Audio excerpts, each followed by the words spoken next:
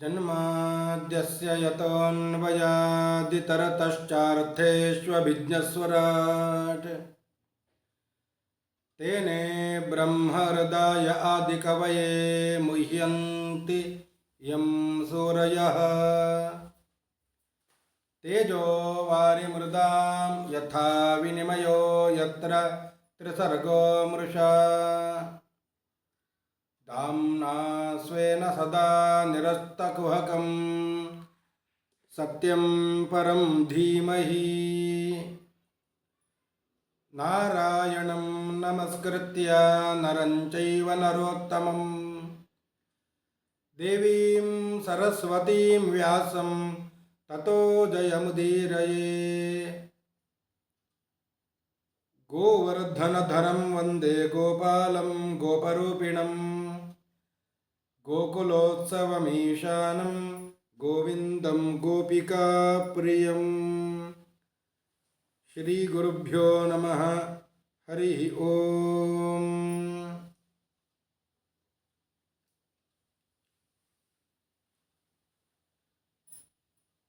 ಬ್ರಹ್ಮದೇವರು ಭಗವಂತನ ಆಜ್ಞೆಯ ಮೇರೆಗೆ ಸೃಷ್ಟಿ ಕಾರ್ಯವನ್ನು ಪ್ರಾರಂಭ ಮಾಡಿದ್ರು. ತನ್ನ ಅಂಗಾಂಗಗಳಿಂದ ಸೃಷ್ಟಿಯನ್ನು ಮಾಡಿ ತನ್ನ ಶರೀರವನ್ನೇ ಎರಡು ಭಾಗ ಮಾಡಿ ಅದರಲ್ಲಿ ಒಂದು ಭಾಗದಿಂದ ಪುರುಷನನ್ನು ಇನ್ನೊಂದು ಭಾಗದಿಂದ ಸ್ತ್ರೀಯನ್ನು ಸೃಷ್ಟಿ ಮಾಡಿ ಇನ್ನು ಮಿಥುನ ಸೃಷ್ಟಿ ಪ್ರಾರಂಭ ಆಗಲಿ ಅಂತ ಆಜ್ಞೆ ಮಾಡಿದ್ದರು. ಒಂದು ಭಾಗದಿಂದ ಸ್ವಯಂಭುವ ಮನುಗಳು, ಇನ್ನೊಂದು ಭಾಗದಿಂದ ಶತರೂಪಾದೇವಿಯರು ಆವಿರ್ಭವಿಸಿದ್ರು.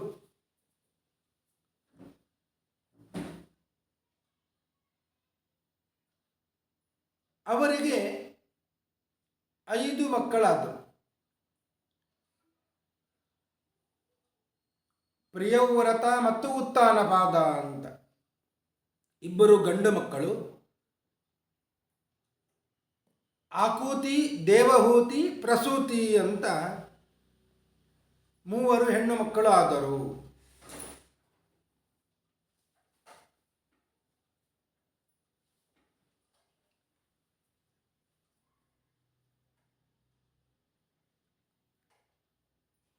ಸ್ವಯಂಭುವ ಮನುಗಳಿಗೆ ಬ್ರಹ್ಮದೇವರು ಹೇಳಿದ್ದು ಸೃಷ್ಟಿಯನ್ನು ಮಾಡು ಅಂತ. ಸೃಷ್ಟಿ ಪ್ರಕ್ರಿಯೆ ಭೂಮಿಯಲ್ಲಿ ಮುಂದುವರೆಯಲಿ.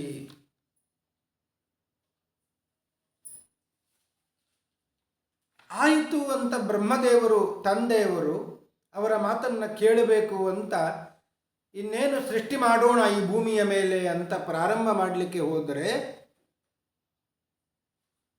ಭೂಮಿಯೇ ನೀರಲ್ಲಿ ಮುಳುಗುತ್ತಾ ಇದೆ.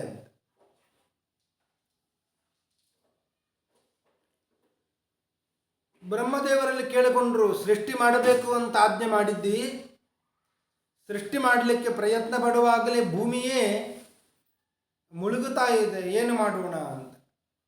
ಬ್ರಹ್ಮದೇವರು ತನ್ನ ತಂದೆಯನ್ನು ಪ್ರಾರ್ಥನೆ ಮಾಡಿಕೊಂಡ್ರು, ನಾರಾಯಣನನ್ನು ಪ್ರಾರ್ಥನೆ ಮಾಡಿಕೊಂಡ್ರು. ಪರಮೇಷ್ಠಿ ತ್ವಪಾಂ ಮಧ್ಯೆ ತಥಾ ಸನ್ನಾಮವೇಕ್ಷ್ಯಗಾಂ ಕಥಮೇನಾಂ ಸಮುನ್ನೇಷ್ಯ ಇತಿ ದಧ್ಯೌ ಧಿಯಾಚಿರಂ. ಹೀಗೆ ಸ್ವಯಂಭುವ ಮನುಗಳು ಬ್ರಹ್ಮದೇವರಲ್ಲಿ ಪ್ರಾರ್ಥನೆ ಮಾಡಿಕೊಂಡ್ರೆ ಬ್ರಹ್ಮದೇವರು ಭಗವಂತ ನಾರಾಯಣನನ್ನು ಧ್ಯಾನ ಮಾಡ್ತಾ ಇದ್ದಾರೆ.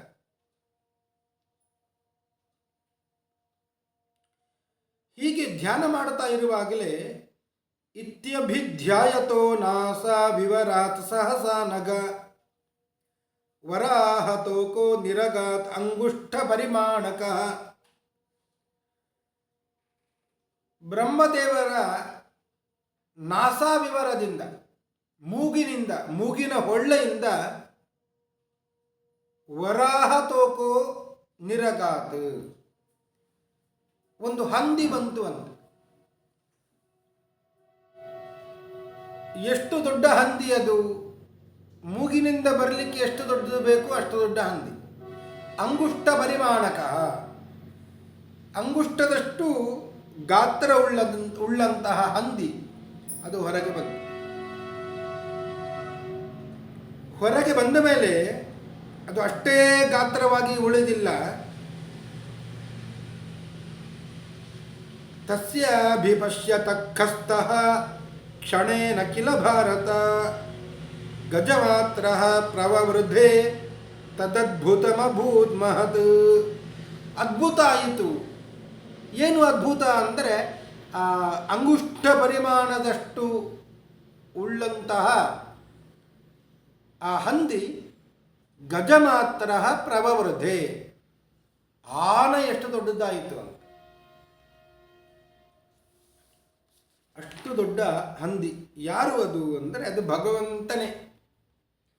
ಭಗವಂತನೇ ವರಾಹನಾಗಿ ಅವತಾರ ಮಾಡಿದ್ದು. ಏನು ಮಾಡಿದ ಭಗವಂತ, ವರಾಹರೂಪಿ ಭಗವಂತ? ತನ್ನ ಕೋರೆದಾಡೆಗಳಿಂದ ಮುಳುಗುತ್ತಾ ಇರುವಂತಹ ಈ ಭೂಮಿಯನ್ನ ತಾನು ಎತ್ತಿ ಹಿಡಿದ. ಇನ್ನೇನು ಎತ್ತಿ ಇಡುತ್ತಾ ಇದ್ದಾನೆ ಕಕ್ಷೆಯಲ್ಲಿ. ಆಗ ಒಬ್ಬ ಬಂದ, ಬ್ರಹ್ಮನ ಮಗ ಹಿರಣ್ಯಾಕ್ಷ ಅಂತ, ಆದಿ ಹಿರಣ್ಯಾಕ್ಷ. ಅವ ತಪ್ಪಿಸ್ಲಿಕ್ಕೆ ನೋಡಿದ. ಮತ್ತಷ್ಟು ಭೂಮಿಯನ್ನು ಮುಳುಗಿಸ್ಲಿಕ್ಕೆ ನೋಡಿದ. ಆಗ ವರಾಹದೇವರು ಅವನನ್ನು ಸಂಹಾರ ಮಾಡಿದ್ರು. ಮತ್ತೆ ತನ್ನ ಕೋರೆದಾಡೆಗಳಿಂದ ಭೂಮಿಯನ್ನು ಎತ್ತಿ ಹಿಡಿದು ಆ ಕಕ್ಷೆಯಲ್ಲಿ ಇಟ್ಟರು ಅಂತ.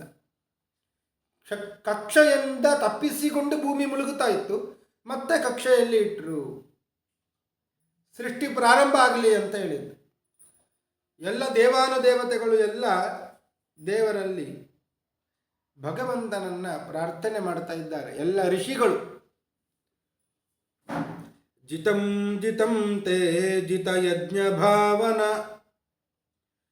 ತ್ರಯೀಂ ತನುಂ ಸ್ವಾಂ ಪರಿಧುನ್ವತೆ ನಮಃ ಯದ್ರೋಮ ಗರ್ತೇಷು ನಿಲಿಲ್ಯುರಧ್ವರಾಃ ತಸ್ಮೈ ನಮಃ ಕಾರಣ ಸೂಕರಾಯತೆ.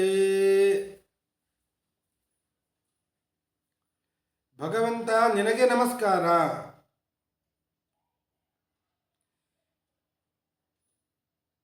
ಈ ಭೂಮಿಯನ್ನ ಉದ್ಧಾರ ಮಾಡಲಿಕ್ಕೆ ಆಗಿಯೇ ನೀನು ಅವತಾರ ಮಾಡಿದ್ದಿ. ನಿನಗೆ ನಮಸ್ಕಾರ. ನಿನಗೆ ಜಯವಾಗಲಿ, ಜಯವಾಗಲಿ. ಜಿತಂ ಜಿತಂತೆ. ಎಲ್ಲರನ್ನೂ ಕೂಡ ಜಯಿಸಿದವ ನೀನು. ಎಂದಿಗೂ ಸೋಲನ್ನು ಉಣ್ಣುವವ ನೀನಲ್ಲ. ನಿನಗೆ ಸೋಲೆ ಇಲ್ಲ.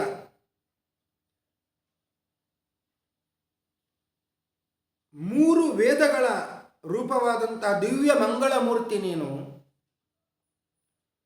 ನಿನ್ನ ಇಡೀ ರೋಮಕೂಪಗಳಲ್ಲಿ ದೇಹದ ರೋಮದಿಂದ ಎಲ್ಲ ಯಜ್ಞ ಸಾಮಗ್ರಿಗಳು ಬಂದಿವೆ. ಅಂತಹ ಭಗವಂತ, ವರಾಹರೂಪಿ ಭಗವಂತ, ನಿನಗೆ ನಮಸ್ಕಾರ, ಜಯವಾಗಲಿ ಅಂತ ಎಲ್ಲ ಋಷಿಗಳು ಸ್ತೋತ್ರ ಮಾಡಿದ್ರು. ಋಷಯ ಊಚುಹು ಅಂತ.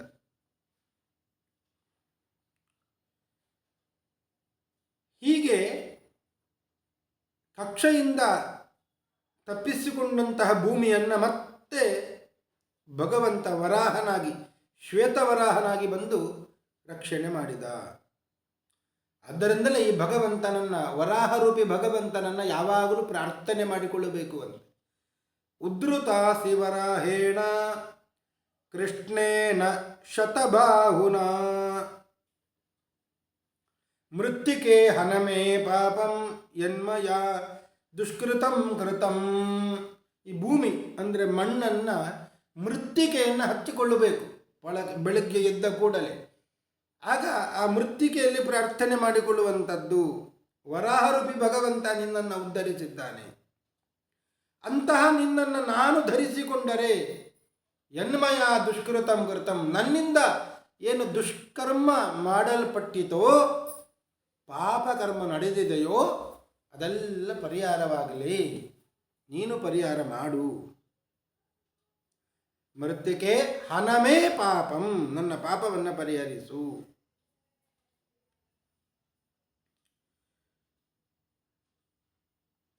ಮಾತ್ರವಲ್ಲ, ಇಡೀ ಭೂಮಿಯನ್ನ ನೀರಲ್ಲಿ ಮುಳುಗುತ್ತಾ ಇರುವಂತಹ ಭೂಮಿಯನ್ನು ಎತ್ತಿ ಹಿಡಿದಿದ್ದಾನೆ. ಅಂದರೆ ಈ ಸಂಸಾರ ಸಾಗರದಲ್ಲಿ ನಾವೆಲ್ಲ ಮುಳುಗಿದ್ದೇವೆ.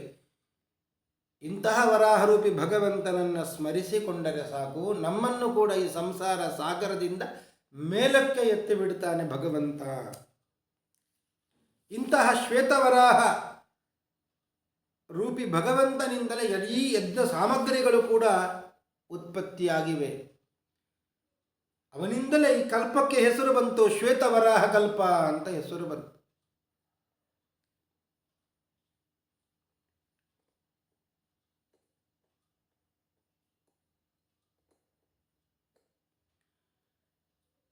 ಪರೀಕ್ಷಿತ ರಾಜ ಕೇಳ್ತಾನೆ, ಹೌದು ಇದು ಸ್ವಯಂಭುವ ಮನ್ವಂತರ, ಮುಂದೆ ವೈವಸ್ವತ ಮನ್ವಂತರ 7ನೇ ಮನ್ವಂತರದಲ್ಲಿ ಕೂಡ ಭಗವಂತ ಅವತಾರ ಮಾಡಿದ್ದಾನೆ, ವರಾಹನಾಗಿ, ನೀಲವರಾಹನಾಗಿ ಅವತಾರ ಮಾಡಿದ್ದಾನೆ.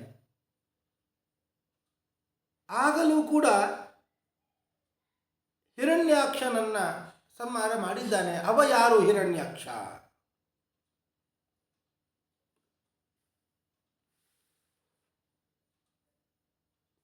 ಈ ಸಂಶಯ ಬಂದಾಗ ಉತ್ತರ ಹೇಳುತ್ತಾ ಇದ್ದಾರೆ. ಬ್ರಹ್ಮದಸ್ತು ಹಿರಣ್ಯಾಕ್ಷ ಪ್ರಥಮಂ ದಂಷ್ಟ್ರಯ ಹತಃ. ಇದಕ್ಕೆ ಶ್ರೀಮದಾಚಾರ್ಯರು ಸರಿಯಾದ ಉತ್ತರವನ್ನು ಹೇಳುತ್ತಾರೆ. ಎಲ್ಲಿ ಸಂಶಯ ಬರ್ತದೋ ಅಲ್ಲಿ ಮಧ್ವಗುರುಗಳು ಉತ್ತರವನ್ನು ಹೇಳುತ್ತಾರೆ. ಮೊದಲು ಇದ್ದಂತಹ ಹಿರಣ್ಯಾಕ್ಷ ಅವ ಆದಿ ಹಿರಣ್ಯಾಕ್ಷ ಅಂತ. ಅವ ಬ್ರಹ್ಮನ ಮಗ. ಅವ ಭೂಮಿಯನ್ನು ನೀರಲ್ಲಿ ಮುಳುಗಿಸಿದ್ದು ಅಲ್ಲ, ಮುಳುಗುವಂತಹ ಭೂಮಿಯೆಲ್ಲ ಮೇಲೆ ಎತ್ತಲು ಬಂದಂತಹ ಶ್ವೇತವರಾಹರೂಪಿ ಭಗವಂತನ ಎದುರಿಗೆ ಯುದ್ಧಕ್ಕೆ ಬಂದವ. ಆಗ ಭಗವಂತ ಅವನನ್ನು ಕೊಂದ. ಬ್ರಹ್ಮದಸ್ತು ಹಿರಣ್ಯಾಕ್ಷ ಪ್ರಥಮಂ ದಂಷ್ಟ್ರಯ ಹತಃ. ಅವ ಸತ್ತಿದ್ದು ಕೂಡ ಹೇಗೆ ಅಂದರೆ ಕೋರೆದಾಡೆಗಳಿಂದ ಕೊಂದ ಭಗವಂತ ಅಂತ. ಇನ್ನೊಮ್ಮೆ ಆಯಿತಲ್ವ ಭಗವಂತನ ಅವತಾರ. ಅದು ಯಾಕೆ ಆಯಿತು ಅಂದರೆ ಇದೇ ಆದಿ ಹಿರಣ್ಯಾಕ್ಷನ ಒಂದು ಆವೇಶ ಕಶ್ಯಪ ದ್ವಿತೀಯರ ಮಗನಾದಂತಹ ಹಿರಣ್ಯಾಕ್ಷನಲ್ಲಿ ಇತ್ತು. ಆ ಹಿರಣ್ಯಾಕ್ಷ, ಕಶ್ಯಪ ದ್ವಿತೀಯರ ಮಗನಾದಂತಹ ಹಿರಣ್ಯಾಕ್ಷ ತಾನು ಭೂಮಿಯನ್ನು ಮುಳುಗಿಸಲಿಕ್ಕೆ ಹೋದ ಅಂತ. ಮೊದಲು ತಾನಾಗಿಯೇ ಮುಳುಗಿದ್ದು. ಆದರೆ ಇವ ಆದಿ ಹಿರಣ್ಯಾಕ್ಷನ ಆವೇಶವುಳ್ಳಂತಹ ಕಶ್ಯಪರ ಮಗ ಹಿರಣ್ಯಾಕ್ಷ ತಾನು ಆಗಿಯೇ ಮುಳುಗಿಸ್ಲಿಕ್ಕೆ ಹೋದ. ಆಗ ಭಗವಂತ ನೀಲಾವರಾಹನಾಗಿ ಅವತಾರ ಮಾಡಿ ಬಂದು ಅವನನ್ನು ಕೊಂದ. ದ್ವಿತೀಯ ಕರ್ಣತಾಡನಾಥ್, 2ನೇ ಬಾರಿ ನೀಲವರಾಹನಾಗಿ ಅವತಾರ ಮಾಡಿ ಬಂದು ಭಗವಂತ ಸಂಹಾರ ಮಾಡಿದ್ದು ಹೇಗೆ ಅಂದರೆ ಕರ್ಣತಾಡನಾಥ್, ಕಿವಿಗೆ ಹೊಡೆದು ಕೊಂದ. ಪೂರ್ವಂ ಲಯೋದಕೆ ಮಗ್ನಾಂ ದ್ವಿತೀಯಂ ತೇನ ಮಜ್ಜಿತಂ. ಮೊದಲು ತಾನಾಗಿಯೇ ಮುಳುಗಿದ್ದು ಭೂಮಿ, 2ನೇ ಬಾರಿ ವೈವಸ್ವತ ಮನ್ವಂತರದಲ್ಲಿ ಹಿರಣ್ಯಾಕ್ಷ ತಾನು ಮುಳುಗಿಸಿದ್ದು. ಭುವಂ ಉದ್ಧರ ತೈವಾಸು ಹರಿಣ ಕ್ರೋಧ ಮೂರ್ತಿನ. ಹೀಗೆ ಆ ಹಿರಣ್ಯಾಕ್ಷ ಯಾರು, ಈ ಹಿರಣ್ಯಾಕ್ಷ ಯಾರು ಅಂತ ಸಂಶಯ ಬಂದಾಗ ಮಧ್ವಗುರುಗಳು ಉತ್ತರವನ್ನು ಕೊಟ್ಟಿದ್ದಾರೆ. ಅಂತೂ ಈ ಸಂಶಯ ಬಂದಾಗ ಅದನ್ನು ಪರಿಹಾರ ಮಾಡಿದ್ದಾರೆ.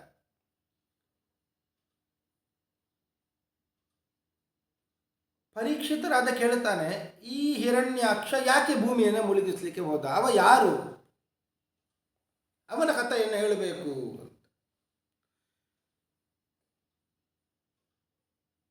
ಆಗ ಅದನ್ನು ಕಥೆಯನ್ನು ಹೇಳ್ತಾ ಇದ್ದಾರೆ. ದಿತಿರ್ದಾಕ್ಷಾಯಣಿ ಕ್ಷತ್ತಃ ಮಾರೀಚಂ ಕಶ್ಯಪಂ ಪತಿಂ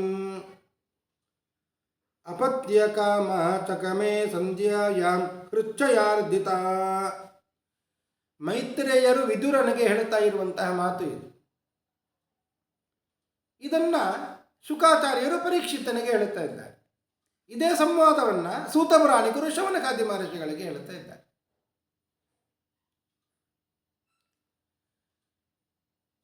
ಕಶ್ಯಪರ ಹೆಂಡತಿ ಅವಳು ದಿತಿದೇವಿ, ದಕ್ಷನ ಮಗಳು ಅವಳು. ಆ ದಿತಿದೇವಿ ಕಶ್ಯಪರನ್ನ ಬಯಸಿ ಬಂದ್ಲು. ಯಾವಾಗ ಅಂದರೆ ಅಪತ್ಯಕಾಮ ಚಕಮೆ ಸಂಧ್ಯಾಯಾಂ ಹೃಚ್ಛಯಾರ್ದಿತ. ಬಯಕೆ ಉಂಟಾಗಿದ್ದು ಯಾವ ಕಾಲದಲ್ಲಿ? ಸಂಧ್ಯಾಕಾಲದಲ್ಲಿ. ಕಶ್ಯಪರ ಸಂಗ ಮಾಡಬೇಕು, ಮಕ್ಕಳಾಗಬೇಕು. ಯಾಕೆ? ದಿತಿದೇವಿಗೆ ಬಹಳಷ್ಟು ಸವತಿಯರೆಲ್ಲ ಇದ್ದರು.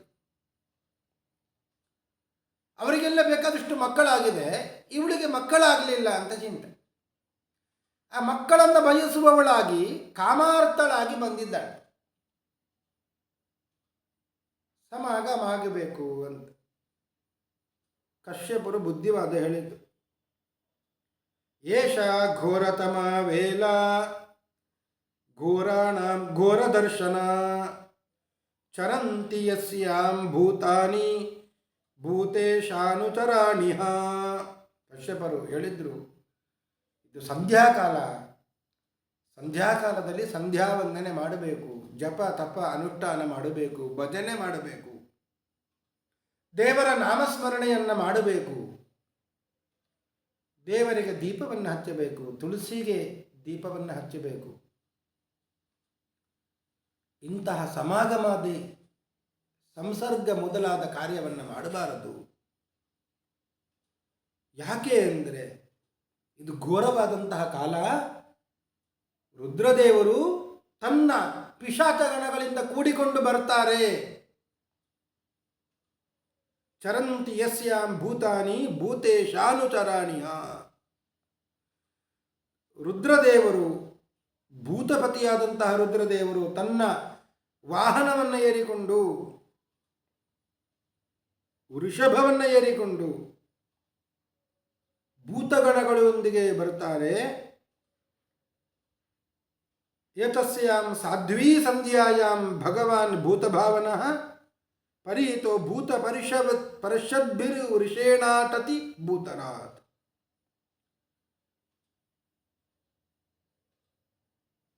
ಅಂತಹ ರುದ್ರದೇವರು ಬಂದಾಗ, ಭೂತಗಣಗಳಿಂದ ಕೂಡಿಕೊಂಡು ಬಂದಾಗ, ಒಳ್ಳೆಯ ಕಾರ್ಯವನ್ನು ಮಾಡ್ತಾ ಇದ್ದರೆ ಆಶೀರ್ವಾದ ಅನುಗ್ರಹ ಮಾಡಿ ಹೋಗ್ತಾರೆ. ಕೆಟ್ಟ ಕಾರ್ಯವನ್ನು ಮಾಡ್ತಾ ಇದ್ದರೆ ಅದಕ್ಕೆ ಕೆಟ್ಟ ಫಲವನ್ನು ಕೊಟ್ಟು ಹೋಗ್ತಾರೆ. ಅದರಿಂದಲೇ ಯಾಂ ಸದಾ ಸರ್ವಭೂತಾನಿ ಸ್ಥಾವರಾಣಿ ಚರಾಣಿ ಚ ಸಾಯಂ ಪ್ರಾತಃ ನಮಸ್ಯಂತಿ ಸಾಮಾಂ ಸಂಧ್ಯಾಭಿರಕ್ಷತು. ಸಂಧ್ಯಾಭಿಮಾನಿ ದೇವತೆ ನಮ್ಮನ್ನು ರಕ್ಷಣೆ ಮಾಡಲಿ ಅಂತ ಭಗವಂತನನ್ನು ಪ್ರಾರ್ಥನೆ ಮಾಡಿಕೊಳ್ಬೇಕು.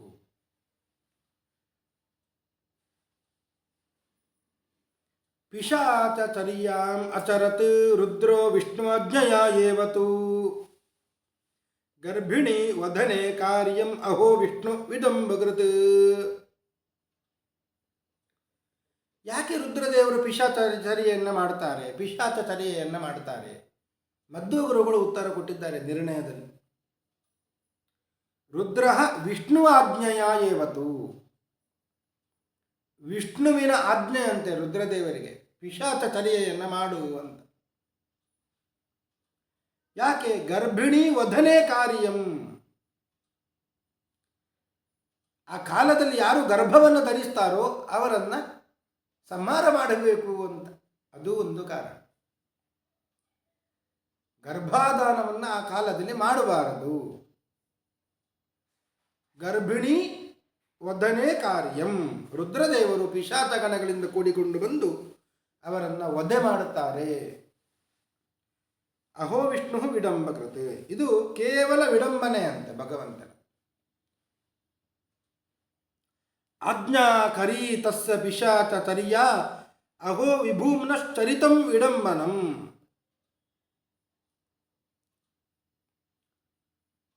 ಈ ಅದ್ಭುತ ಲೀಲೆ ಅದು ಸಾಮಾನ್ಯರಿಗೆ ಅರ್ಥ ಆಗುವುದಿಲ್ಲ.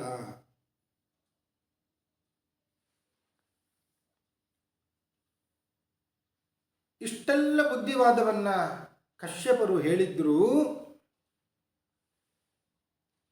ಆ ದಿತಿದೇವಿ ಮಾತ್ರ ಕೇಳಲಿಲ್ಲ. ಸವಿದಿತ್ವಾಥ ಭಾರ್ಯಾಯಾಃ ತಂ ನಿರ್ಬಂಧಂ ವಿಕರ್ಮಣಿ ನತ್ವಾ ದಿಷ್ಟಾಯ ರಹಸಿ ತಯಾಥೋಪವಿವೇಶಃ.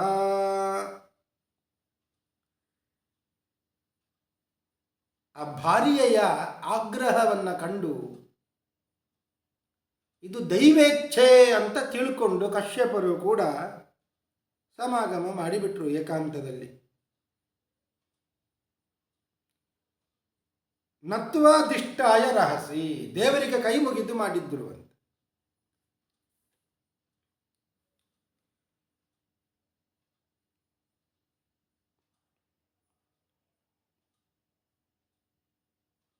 ಎಲ್ಲ ಆಯಿತು. ಎಲ್ಲ ಆದ ಮೇಲೆ ದಿತಿದೇವಿಗೆ ಕೊನೆಗೆ ನಾಚಿಕೆ ಆಯಿತು. ತಲೆ ತಗ್ಗಿಸಿ ಬಂದು ಕಶ್ಯಪರಲ್ಲಿ ಬೇಡಿಕೊಳ್ಳುತ್ತಾ ಇದ್ದಾರೆ. ಮಾಮೇ ಗರ್ಭಮಿದಂ ಬ್ರಹ್ಮನ್ ಭೂತಾನಾಂ ವೃಷಭೋವಧೀತ್ ರುದ್ರಃ ಪತಿರ್ಹಿ ಭೂತಾನಾಂ ಯಸ್ಯ ಕರವಹಮ.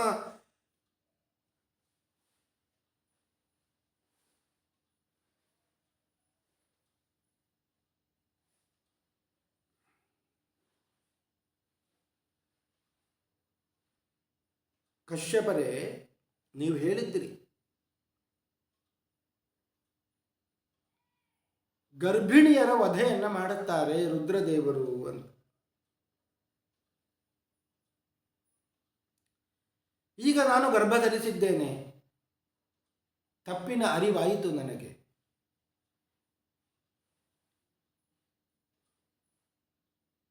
ಆದರೆ ರುದ್ರದೇವರು ನನ್ನ ಗರ್ಭವನ್ನು ನಾಶ ಮಾಡದೇ ಇರಲಿ.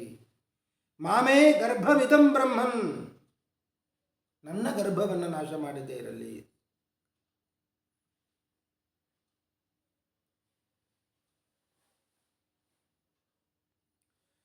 ರುದ್ರದೇವರಿಗೆ ಬೇಡಿಕೊಳ್ಳುತ್ತಾಳೆ. ನಮೋ ರುದ್ರಾಯ ಮಹತೆ ದೇವಾಯೋಗ್ರಾಯ ಮೀಡುಷೆ ಶಿವಾಯ ನ್ಯಸ್ತದಂಡಾಯ ಧೃತದಂಡಾಯ ಮನ್ಯವೇ. ರುದ್ರದೇವರನ್ನು ಕೂಡ ಪ್ರಾರ್ಥನೆ ಮಾಡಿಕೊಂಡು ಕಶ್ಯಪರು ಹೇಳ್ತಾರೆ, ಅಪ್ರಯತ್ಯಾದಾತ್ಮನಸ್ತೆ ದೋಷಾನ್ ಮೌಹೂರ್ತಿಕಾದುತ ಮನ್ನಿದೇಶಾತಿಚಾರೇಣ ದೇವಾನಾಂ ಚಾತಿಹೇಲನಾತ್. ದಿತಿ, ಈಗ ಏನೋ ತಪ್ಪಿನ ಅರಿವಾಯಿತು ನಿನಗೆ. ಆಗ ಮಾತ್ರ ನಿನ್ನ ಚಿತ್ತ ಕಲುಷಿತಗೊಂಡಿತ್ತು, ದುಷ್ಟ ಕಾಮದಿಂದ ಕಲುಷಿತಗೊಂಡಿತ್ತು.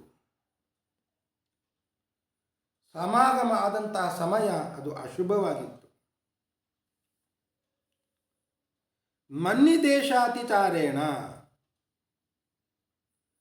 ಒಂದು ಸಮಾಗಮದ ಕಾಲ ಅಶುಭ, ಇನ್ನೊಂದು ನನ್ನ ಆದೇಶವನ್ನು ಮೀರಿ ನೀನು ನಡೆದಿರುವಂಥದ್ದು. ಮನ್ನಿದೇಶ ಅತಿಚಾರೇಣ, ಇನ್ನೊಂದು ದೇವಾನಂ ಚಾತಿ ಹೇಳನಾದು, ದೇವತೆಗಳಿಗೆ ಮಾಡಿದ ಅವಮಾನ ಅದು. ಸಂಧ್ಯಾಕಾಲದಲ್ಲಿ ದೇವತೆಗಳೆಲ್ಲ ಬಂದಿರುತ್ತಾರೆ. ಆ ಕಾಲದಲ್ಲಿ ಅಂತಹ ಕಾರ್ಯ ಮಾಡಬಾರದು, ಮಾಡಿದರೆ ದೇವತೆಗಳಿಗೆ ಅಪಚಾರ ಮಾಡಿದ್ದು ದೋಷ.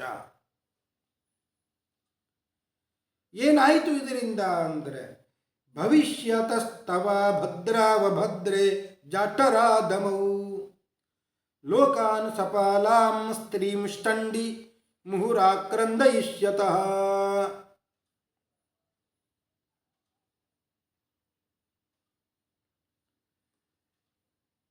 ಇಂತಹ ಸಂಧ್ಯಾಕಾಲದಲ್ಲಿ ಗರ್ಭವನ್ನು ಧರಿಸಿದ್ದೀಯಾದ್ದರಿಂದ ನಿನ್ನ ಗರ್ಭದಲ್ಲಿ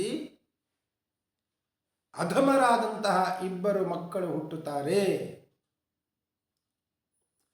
ಇಡೀ ಲೋಕಪಾಲಕರನ್ನು ಪದೇ ಪದೇ ಅಳುವಂತೆ ಮಾಡ್ತಾರೆ. ಇಡೀ ಲೋಕಕ್ಕೆ ಉಪದ್ರವಕಾರಿಗಳಾಗ್ತಾರೆ. ಅಂತಹ ಗರ್ಭದಿಂದ ಇಬ್ಬರು ಮಕ್ಕಳು ಉಪದ್ರವಕಾರಿಗಳು ಆಗಿ ಹುಟ್ಟುತ್ತಾರೆ.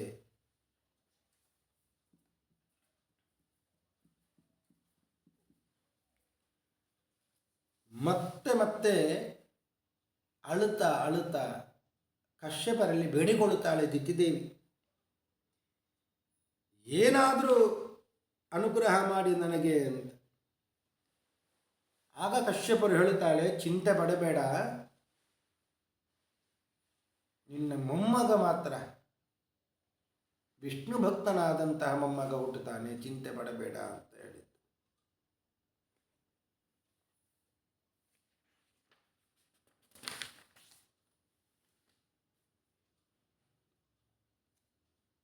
ಈ ಪಾಪ ದಿತಿದೇವಿ ಯಾವಾಗಲೂ ಸಂಕಟ ಪಡ್ತಾ ಆ ಗರ್ಭವನ್ನು ಹಾಗೆ ಇಟ್ಟುಕೊಂಡಿದ್ದಾಳೆ ಅಂತ. ಎಲ್ಲಿ ಕೆಟ್ಟ ಮಕ್ಕಳು ಹುಟ್ಟಿಬಿಡ್ತಾರೋ ಗರ್ಭವನ್ನು ಹೊರಗೆ ಬಿಡುವುದೇ ಇಲ್ಲ, ಇಟ್ಟುಕೊಂಡು ಬಿಡ್ತೇನೆ ಹೊಟ್ಟೆಯಲ್ಲಿ ಅಂತ. ದಿತಿಸ್ತು ಭರ್ತುರಾದೇಶಾತ್ ಅಪತ್ಯ ಪರಿಶಂಕಿನಿ.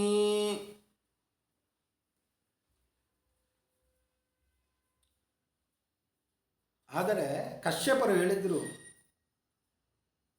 ನೋಡು, 100 ವರ್ಷ ಆಯಿತು ಗರ್ಭವನ್ನು ಧರಿಸಿ, 100 ವರ್ಷಗಳ ಕಾಲ ಗರ್ಭವನ್ನು ಧರಿಸ್ತಾ ಇದ್ದರೆ ಏನಾದೀತು?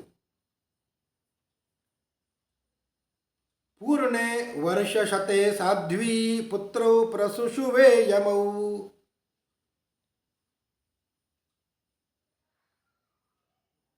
ಆ ಮಕ್ಕಳು ಜನಿಸಬೇಕು, ಇನ್ನು ಗರ್ಭದಲ್ಲಿ ಹೊತ್ತುಕೊಳ್ಳಬೇಡ ಅಂತ ಪತಿಯ ಆದೇಶ ಬಂದ ಮೇಲೆ ಇಬ್ಬರು ಮಕ್ಕಳನ್ನು ಹಡಿತಾಳೆ, ಅವಳಿ ಜವಳಿ ಮಕ್ಕಳನ್ನು ಹಡಿತಾಳೆ. ಹುಟ್ಟಿದ್ದೇ ತಡ ಅಂತೆ, ಆ ಅವಳಿ ಜವಳಿ ಮಕ್ಕಳು ಹುಟ್ಟಿದ್ದೇ ತಡ. ಉತ್ಪಾತ ಬಹವಸ್ತತ್ರ ನಿಪೇತುರ್ಜಾಯಮಾನಯೋ. ಇಡೀ ಲೋಕಗಳಲ್ಲಿ, ಭೂಮಿಯಲ್ಲಿ, ಸ್ವರ್ಗದಲ್ಲಿ, ದಿವಿ ಭೂವಿ ಅಂತರಿಕ್ಷೇತ, ಭೂಮಿಯ ಅಂತರಿಕ್ಷಗಳಲ್ಲಿ, ಸ್ವರ್ಗದಲ್ಲಿಯೂ ಕೂಡ ಉತ್ಪಾತಗಳು ಎಲ್ಲ ಆಯ್ತಂತ. ಕೆಟ್ಟದ್ದೆಲ್ಲ ಆಗಲಿಕ್ಕೆ ಶುರುವಾಯಿತು. ಹುಟ್ಟಿದ ಮಾತ್ರಕ್ಕೆ ಇಷ್ಟೆಲ್ಲ ಆಯಿತು ಅಂದರೆ ಹುಟ್ಟಿದ ಮೇಲೆ ಇವರಿಂದ ಎಷ್ಟು ತೊಂದರೆ ಇರಬಹುದು.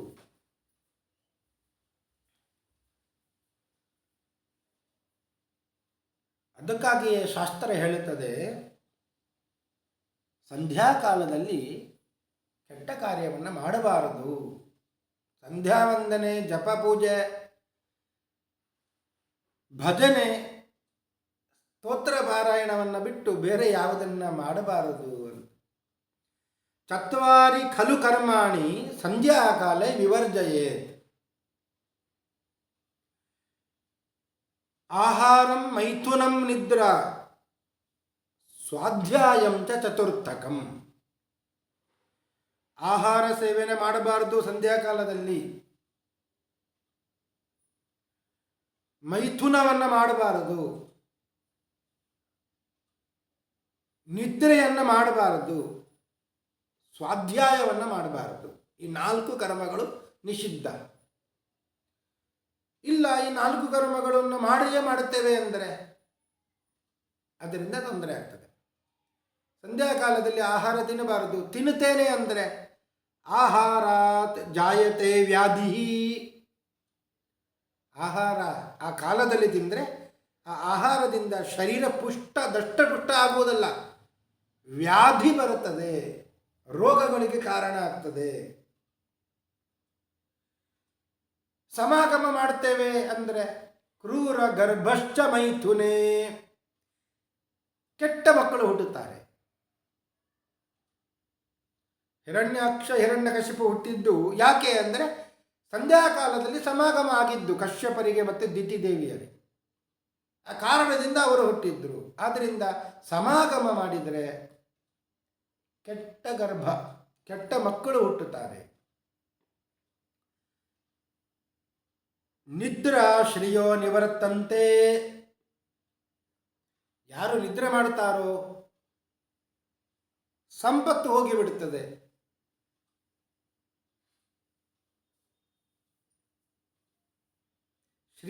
ಶ್ರೀದೇವಿ ಅಂದರೆ ಲಕ್ಷ್ಮೀದೇವಿ ಸಂಧ್ಯಾಕಾಲದಲ್ಲಿ ಮಲಗಿರುವವರ ಬಳಿಗೆ ಬರೋದೇ ಇಲ್ಲ.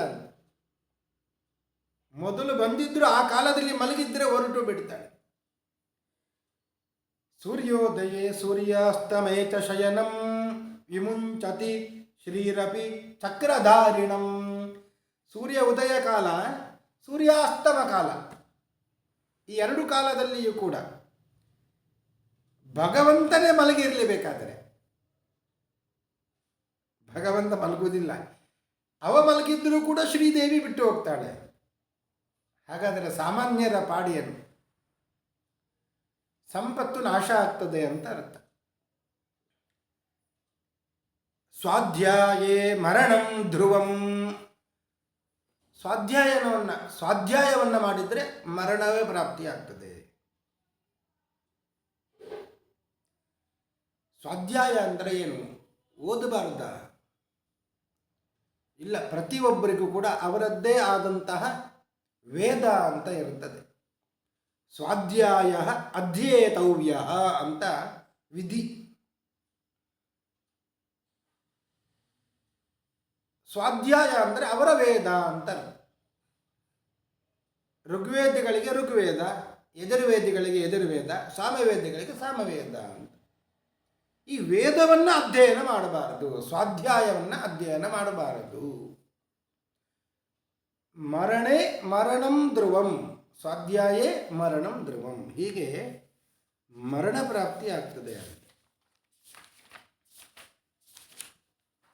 ಒಟ್ಟಾರೆಯಾಗಿ ಸಂಧ್ಯಾಕಾಲದಲ್ಲಿ ಇಂತಹ ಕಾರ್ಯವನ್ನು ಮಾಡಬಾರದು. ಹೀಗೆ ಹಿರಣ್ಯಾಕ್ಷ ಮತ್ತು ಹಿರಣ್ಯಕಶಿಪು ಹುಟ್ಟಿದ್ರು. ಅವರು ಯಾರು ಅಂತ ಪ್ರಶ್ನೆ ಮಾಡಿದಾಗ ಅವರ ಚರಿತ್ರೆಯನ್ನೆಲ್ಲ ಹೇಳ್ತಾ ಇದ್ದಾರೆ. ಈ ಹಿರಣ್ಯಾಕ್ಷ ಮತ್ತು ಹಿರಣ್ಯಕಶಿಪು ಬೇರೆ ಯಾರೂ ಅಲ್ಲ, ಸಜ್ಜೀವಿಗಳು. ಅವರು ಶಾಪದ ಪ್ರಯುಕ್ತ ಹುಟ್ಟಿದ್ದಾರೆ ಅಷ್ಟೇ. ವೈಕುಂಠ ಲೋಕದಲ್ಲಿ ವೈಕುಂಠ ದ್ವಾರದಲ್ಲಿಯೇ ಇಬ್ಬರು ದ್ವಾರಪಾಲಕರು, ಒಬ್ಬ ಜಯ, ಇನ್ನೊಬ್ಬ ವಿಜಯ ಅಂತ. ಆ ಜಯ ಮತ್ತು ವಿಜಯರಿಗೆ ಒಂದು ಮದ ಬಂದಿತ್ತು, ಅಹಂಕಾರ. ಅಖಿಲಾಂಡ ಕೋಟಿ ಬ್ರಹ್ಮಾಂಡ ನಾಯಕನಾದಂತಹ ಭಗವಂತನ ಮನೆಯನ್ನು ಕಾಯುವವರು ನಾವು ಅಂತ. ಈ ಮದದಿಂದ ಅವರು ಮಾಡಿದ ಕೆಲಸ ಏನು ಅಂದರೆ, ಒಮ್ಮೆ ಸನಕಾದಿಗಳು ಬಂದರು, ಸನತ್ ಕುಮಾರರು ಬಂದರು, ಬ್ರಹ್ಮದೇವರ ಮಾನಸ ಪುತ್ರರು. ನಮಗೆ ಸೃಷ್ಟಿಯೆಲ್ಲ ಬೇಕಾಗಿಲ್ಲ, ನಾವು ಭಗವಂತನನ್ನೇ ಕುರಿತು ತಪಸ್ಸು ಮಾಡುವವರು ಅಂತ ಹೇಳಿ ಹೊರಟು ಹೋದವರು. ಪರಮ ವೈರಾಗ್ಯಶಾಲಿಗಳು ಸನತ್ ಕುಮಾರರು. ಕುಮಾರರಂತೆ 5 ವರ್ಷದವರಂತೆ ಇದ್ದಾರೆ ಅವರು ಯಾವಾಗಲೂ.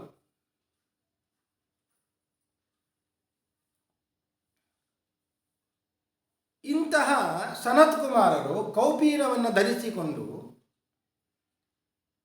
ಭಗವಂತನನ್ನು ನೋಡಿ ಬರೋಣ ಅಂತ ಬಂದರೆ, ಈ ದ್ವಾರಪಾಲಕರು ಏನು ಮಾಡಿದ್ರು, ಬಂಗಾರದ ಬೆತ್ತದಿಂದ ತಡೆ ಹಿಡಿದ್ರು ಅಂತೆ, ಒಳಗೆ ಹೋಗುವಾಗೆ ಇಲ್ಲ ಅಂತ. ನಾವು ಬಿಟ್ಟರೆ ತಾನೇ ನೀವು ಹೋಗುದು, ಒಳಗೆ ಹೋಗುವಾಗ ಇಲ್ಲ ಅಂತ.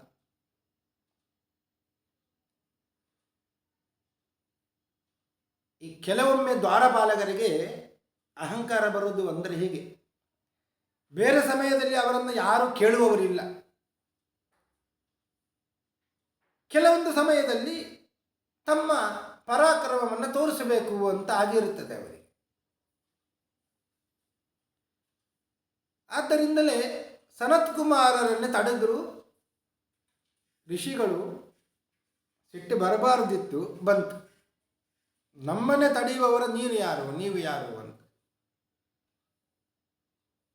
ರಾಕ್ಷಸ ಯೋನಿಯಲ್ಲಿ ಜನಿಸಿ ನೀವು ಅಂತ ಶಾಪ ಕೊಟ್ಟು.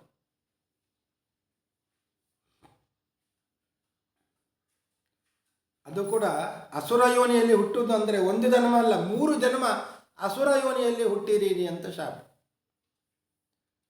ಶಾಪ ಬಂದ ಮೇಲೆ ಕಾಲಿಗೆ ಬಿದ್ದು ಬೇಡಿಕೊಂಡು, ಭಗವಂತ ವಿಷ್ಣು ಬಂದ ಅಂತ, ಏನು ಗಲಾಟೆ ನಡೀತಾ ಇದೆ ಅಂತ.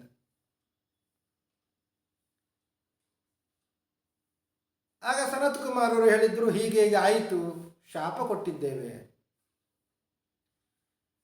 ಭಗವಂತ ಹೇಳಿದ, ನೀವು ಶಾಪ ಕೊಟ್ಟಿದ್ದು ಸರಿ ಆಯಿತು ಅಂತ ಹೇಳಿದ. ಯಾಕೆ ಅಂದರೆ, ಒಮ್ಮೆ ತನ್ನ ಮಡದಿಯಾದ ಲಕ್ಷ್ಮೀದೇವಿ ಬರುವಾಗಲೂ ಕೂಡ ಇವರು ಅಡ್ಡ ತಡೆದಿದ್ರು ಅಂತ. ಎಲ್ಲಿಯವರೆಗೆ ಮದ ಇತ್ತು ಇವರಿಗೆ, ಸರಿಯಾದ ಶಿಕ್ಷೆ ಆಗಬೇಕಿತ್ತು ಇವರಿಗೆ, ಆಯಿತು ಅಂತ ಭಗವಂತ ಹೇಳಿದ. ಮತ್ತೆ ಭಗವಂತನಿಗೆ ಕಾಲಿಗೆ ಬಿದ್ದರು ಜಯ ವಿಜಯರು, ಈ ಶಾಪದಿಂದ ಪಾರು ಮಾಡಿ ಅಂತ. ಭಗವಂತ ಹೇಳಿದ, ಅವರು ಶಾಪ ಕೊಟ್ಟ ಆಯಿತು, ಶಾಪ ಇರಲಿ, ಆಗಾಗ ನನ್ನ ಸ್ಮರಣೆ ಬರ್ತಾ ಇರಲಿ ನಿಮಗೆ, ಮತ್ತು ನಿಮಗೆ ನಾನೇ ಮೋಕ್ಷವನ್ನು ಕೊಡ್ತೇನೆ. 3 ಅಸುರ ಯೋನಿಯಲ್ಲಿ ಹುಟ್ಟಿದಾಗಲೂ ನಾನೇ ಬಂದು ನಿಮ್ಮನ್ನು ಕೊಲ್ಲುತ್ತೇನೆ, ಸಂಹಾರ ಮಾಡುತ್ತೇನೆ ಅಂತ ಭಗವಂತ ಅನುಗ್ರಹ ಮಾಡಿದ. ಜಯ ಮತ್ತು ವಿಜಯ ಇಬ್ಬರು ದ್ವಾರಪಾಲಕರು ಕೂಡ ಮೊದಲಿಗೆ ಹಿರಣ್ಯಾಕ್ಷ ಹಿರಣ್ಯಕಶಿಪುವಾಗಿ ಹುಟ್ಟಿದ್ದರು. ಭಗವಂತನೇ ಬಂದು ಸಂಹಾರ ಮಾಡಿದ. ವರಾಹನಾಗಿ ಬಂದ, ನರಸಿಂಹನಾಗಿ ಬಂದ. ಮತ್ತೆ ರಾವಣ ಕುಂಭಕರ್ಣರಾಗಿ ಹುಟ್ಟಿದ್ದು, ರಾಮನೇ ಬಂದು ಕೊಂದ. ಮತ್ತೆ ಶಿಶುಪಾಲ ದಂತ ವಕ್ರರಾಗಿ ಬಂದರು. ಆಗಲೂ ಕೃಷ್ಣ ಅವತಾರ ಮಾಡಿ ಭಗವಂತನೇ ಅವರನ್ನು ಸಂಹಾರ ಮಾಡಿ ಮೋಕ್ಷಕ್ಕೆ ಕಳಿಸಿದ ಅಂತ. ಹೀಗೆ ಜಯ ವಿಜಯರ ಶಾಪದ ಪ್ರಯುಕ್ತ ಅವರಿಗೆ ಇಂತಹ ಅಸುರ ಯೋನಿಯಲ್ಲಿ ಹುಟ್ಟುವಂತಹ ಒಂದು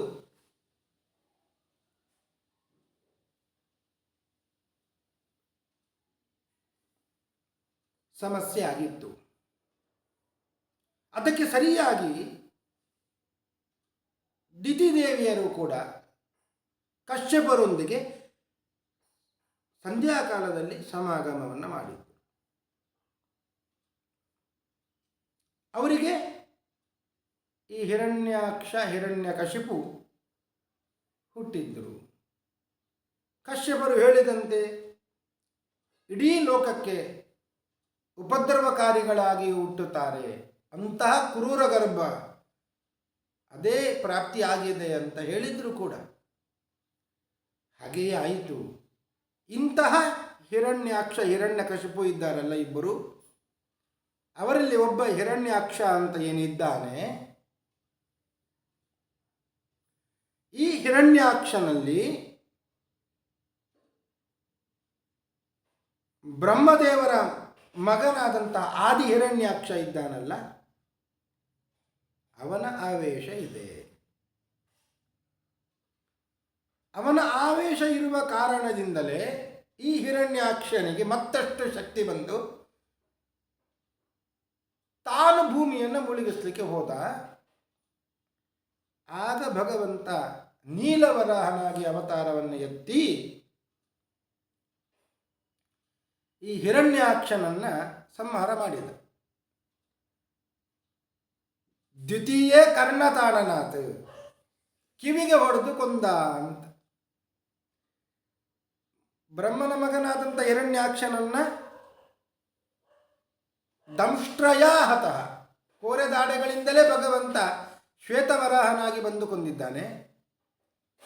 ಈಗ ಅವನ ಆವೇಶವುಳ್ಳ ಈ ಹಿರಣ್ಯಾಕ್ಷನನ್ನ ಅದೇ ಭಗವಂತ ನೀಲವರಾಹನಾಗಿ ಅವತಾರ ಮಾಡಿ ಬಂದು ಕಿವಿಗೆ ಹೊಡೆದುಕೊಂಡು ಭೂಮಿಯನ್ನು ರಕ್ಷಣೆ ಮಾಡಿದ. ಹೀಗೆ ಭೂಮಿ ತನ್ನ ಕಕ್ಷೆಯಲ್ಲಿ ಬಂದ ಮೇಲೆ ಸ್ವಯಂಭುವ ಮರಗಳು ತಮ್ಮ ಸೃಷ್ಟಿಯನ್ನು ಚೆನ್ನಾಗಿ ಪ್ರಾರಂಭ ಮಾಡಿದ್ದರು ಎಂಬಲ್ಲಿಗೆ ಇವತ್ತಿನ ಉಪನ್ಯಾಸವನ್ನು ಮುಗಿಸ್ತಾ ಇದ್ದೇನೆ. ಶ್ರೀ ಕೃಷ್ಣಾರ್ಪಣಮಸ್ತು. ಹರಯೇ ನಮಃ.